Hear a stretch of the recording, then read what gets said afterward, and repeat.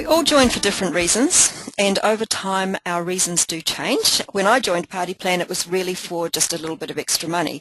I wanted to send my son Alex to Montessori school, and for that I needed $100 a week.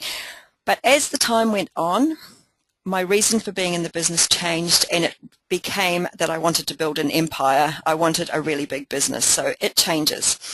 But before we start looking at bookings, it's really important that we can work out our reason for being involved in the business at the moment.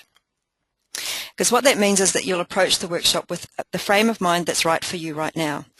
So knowing that it will change doesn't matter. We need to know what it is today. So let's say you decide that you're in the business because you want a bit of social time. That means that you're going to approach this whole bookings question in quite a different way to somebody who wants to set the world on fire and just leave a blazing trail behind them. There's no right or wrong answer. The only correct answer is really what is right for you at the moment.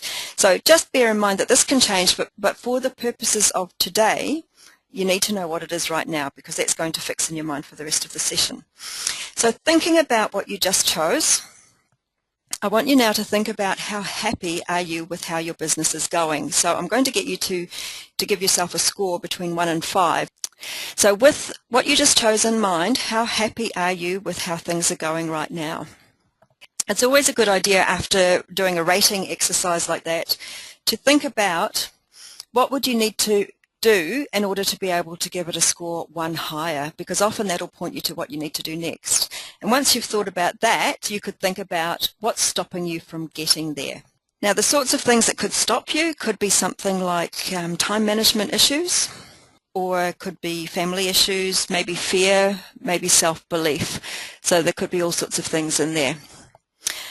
Okay, why do parties? Now, this does seem like a strange thing to mention when all of us are party planners.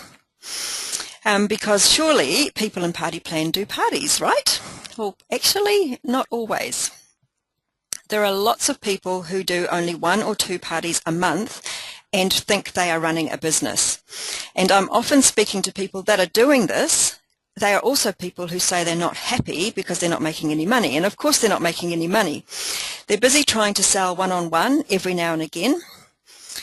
Or using a lot of energy worrying about the fact that they're not maybe doing as much as they want to be doing. So this takes a lot of time, it's tiring, and it makes it very difficult to meet targets, and obviously doesn't make any money. And we know that people spend more in groups.